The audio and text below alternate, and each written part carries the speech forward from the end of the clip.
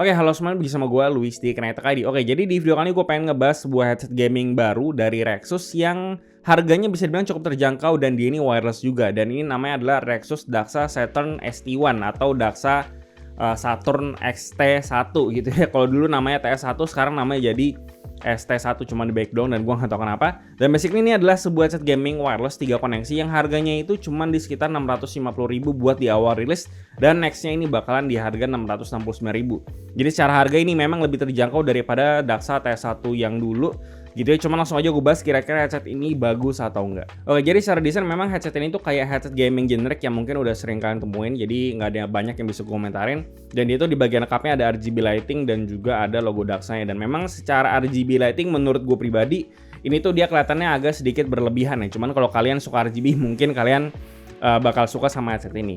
Nah, selain itu untuk coatingnya sendiri tuh dia pakai coating bahannya plastik semua. Cuman ada perbedaan antara headband dan juga cupnya, yang dimana di headbandnya itu dia pakai coating plastik bertekstur gitu. Cuman di bagian cupnya itu tuh dia pakai bahan yang lebih halus. Dan selain itu ada perbedaan dari segi warna juga.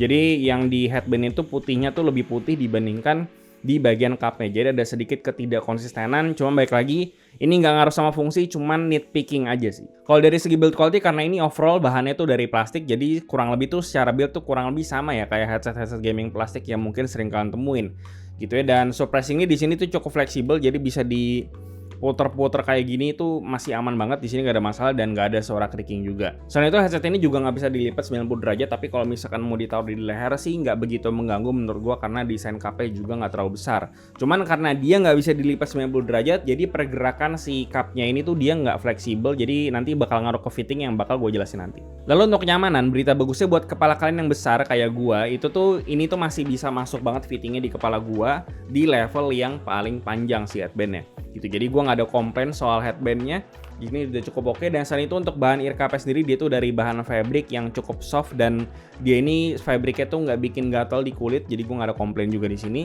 Dan apakah panas apa enggak? Baik lagi ya, mau dia leather, mau dia fabric, semuanya pasti bakal panas. Kita pakai masker aja di sekitar muka tuh bisa keringetan, apalagi ada memory foam yang ditempel di telinga, ya pasti panas-panas juga mau pakai bahan apapun. Lalu bagian luar ear cup ini juga udah cukup dalam ke bagian dalam drivernya, jadi telinga gua pun nggak nyentuh ke bagian dalam si drivernya. Nah, selain itu untuk fitting atau sealnya sendiri, pas gue pakai sealnya tuh sebenarnya udah cukup bagus di bagian depan. Cuman karena si ear cupnya ini dia tuh nggak bisa diputer atau digerakin gitu, jadi tuh sealnya cukup ngebuka di bagian belakang sini. Jadi sealnya tuh bisa dibilang nggak menyeluruh lah ke bagian sekitar telinga gue. Cuma baik lagi ini bisa beda-beda tergantung sama kepala kalian, dan gue nggak tahu ini bisa dijadiin patokan sama kalian atau enggak, karena ya bentuk kepala orang beda-beda. Cuman ya sepengalaman gue dengan headset yang tidak bisa diputer sedikit ininya tuh pasti di bagian belakangnya itu bakalan sedikit ngebuka. Oke, lanjut ke button-button dan I/O portnya. Di bagian sebelah cup yang kiri itu dia kita bisa ganti antara mau koneksi dongle atau Bluetooth. Lalu ada mute mic button, ada volume dial. Lalu selain itu di sini ada port untuk J3.5 kalau kalian mau pakai di mode wired. Selain itu ada USB-C juga yang bisa kalian pakai.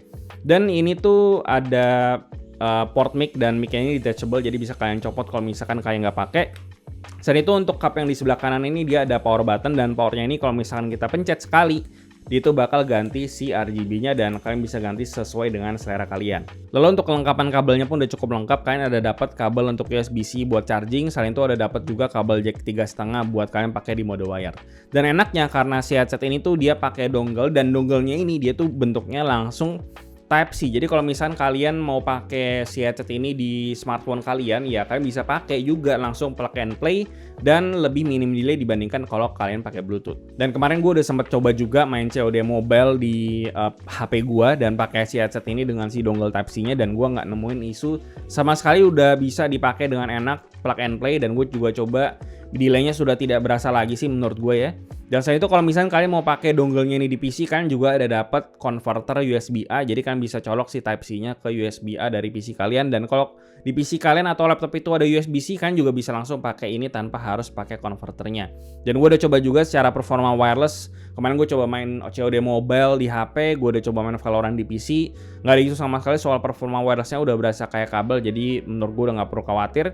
Dan selain itu apakah ada masalah interferensi sinyal, gue udah coba di PC gue, kembali lagi ya, di PC gue ini gue pakai kabel LAN dan gue pakai mouse dongle juga, dan gue nggak nemuin isu soal interferensi sinyal, mati-mati putus dan segala macam. Jadi soal performa wireless sih gue nggak ada isu sama sekali. Lalu untuk koneksi Bluetooth-nya itu untuk pairingnya juga cukup gampang, tinggal pindahin aja ke mode Bluetooth dan itu langsung ke mode pairing.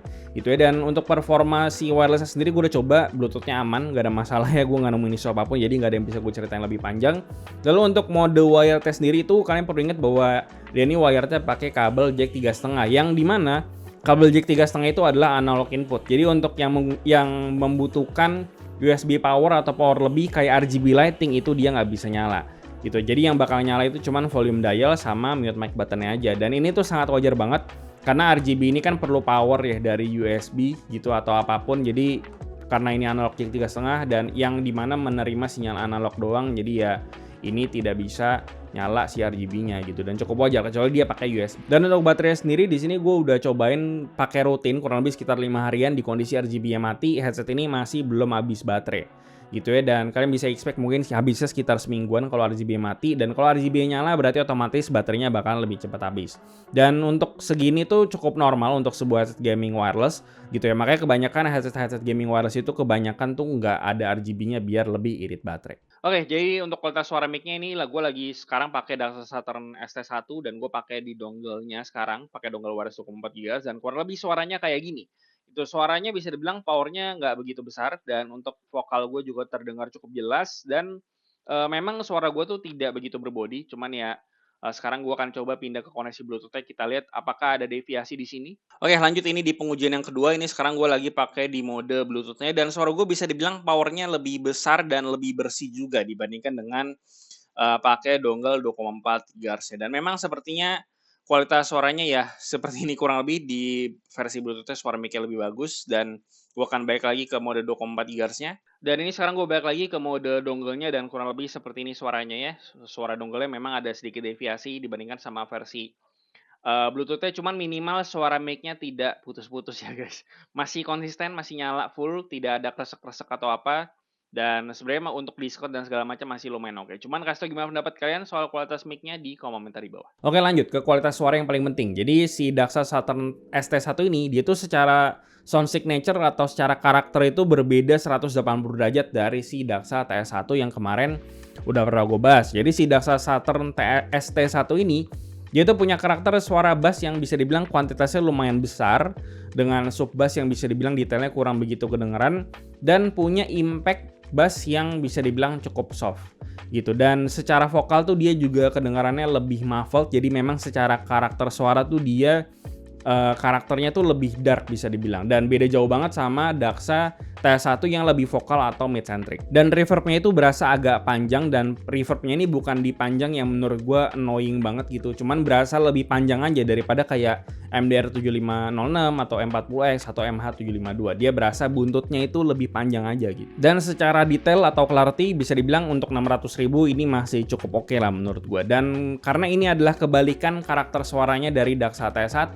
jadi ketika dipakai main game, si DAXA Saturn ST1 ini kedengarannya tuh lebih nyaman dipakai daripada DAXA TS1. Karena DAXA TS1 itu dia mid-centric tapi vokalnya bisa dibilang agak kasar atau agak nusuk. Jadi buat suara-suara tembak-tembakan gitu yang mungkin bakalan nusuk ke telinga, si DAXA Saturn ST1 ini tuh lebih aman buat dipakai atau bisa bikin telinga kalian itu nggak sakit. Lalu untuk imaging atau spatial imaging atau bagaimana cara kita ngebayangin arah suara itu datang dari mana udah cukup jelas di sini gitu. Jadi untuk dengerin step arah musuh datang dari mana, lalu suara instrumen ada di arah jam berapa itu udah cukup jelas menurut gua di headset ini. Dan untuk soundstage sendiri dia nih sempit, cuman kalau soundstage menurut gua itu lebih ke selera, karena untuk kepala kita sendiri untuk nentuin spatial awareness itu bisa dibilang lebih penting di imaging yang dihasilkan dari si headsetnya dibandingkan si soundstage gitu. Karena soundstage itu percuma kalau soundstage-nya lebar atau pakai headphone open back sekalipun kalau imagingnya pun nggak akurat. Tapi karena reverb atau buntut dari suaranya itu lumayan berasa, jadi di sini cukup mengecoh pas pertama kali gue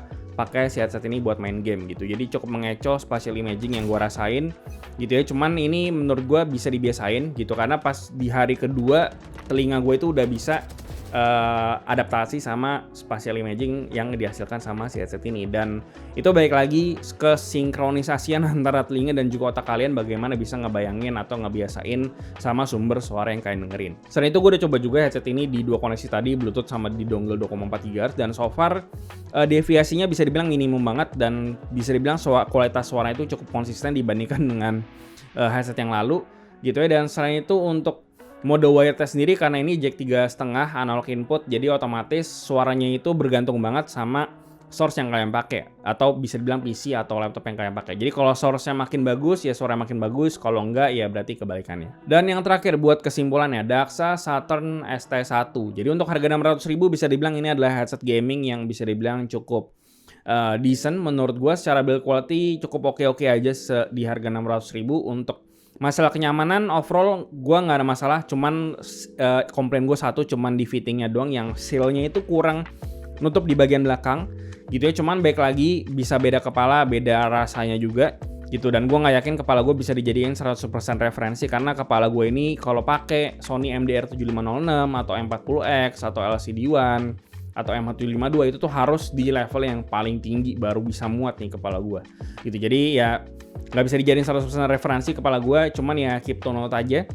Selain itu untuk kualitas mic-nya bisa dibilang udah cukup normal untuk sebuah headset gaming wireless gitu ya. Dan headset gaming wireless memang secara power mic-nya itu memang nggak besar, dan sepengalaman gue review headset gaming wireless lainnya pun juga kurang lebih sama kayak gitu ya. Dan untuk masalah kualitas suaranya bisa dibilang trennya itu bergeser, karena kalau ngomongin soal tahun 2010 ke atas itu tuh lagi pada bikin headset gaming yang ngebas, lalu mulai tahun 2018 ke atas itu mulai pada bikin yang vokal atau mid centric sampai sekarang bahkan. Dan Daxa Saturn ST1 ini bisa dibilang memberikan kalian pilihan lagi. Kalau kalian memang suka karakter suara yang ngebas, ya Daxa Saturn ST1 ini yang bisa nge-provide itu buat sekarang. Dan yang terakhir yang lupa gue bahas adalah headset ini tuh dia driverless atau nggak ada software sama sekali gitu. Jadi kalau kalian harapin ada software buat EQ apa RGB segala macem, ya ini nggak ada. Dan bagi gue pribadi ini nggak ada masalah, karena gue bukan tipikal yang pakai software driver juga, dan gue juga bukan tipikal yang pakai EQ. Gue tipikal yang percaya sama suara headsetnya. Kalau memang gue nggak suka sama suara headsetnya ya berarti gue salah beli headset gitu aja sih. Dan ya cuma balik lagi, ini preferensi dan kebutuhan. Soal software-softwarean itu intinya dia driverless, tinggal plug and play langsung nyala, tinggal dipakai. Dan ya gue rasa itu aja yang bisa gue bahas soal Rexus Daxa Saturn ST1. Dan seperti biasa kasih tau gimana pendapat kalian di kolom komentar di bawah. Like dan share jika bermanfaat, lalu follow semua social media kami di Instagram, TikTok juga ada. Lalu join komunitas kami juga di Discord, semua linknya ada di bawah. Dan yang terakhir jangan lupa untuk subscribe. Gue Luis dari Knekit TKD. Sampai jumpa di video berikutnya.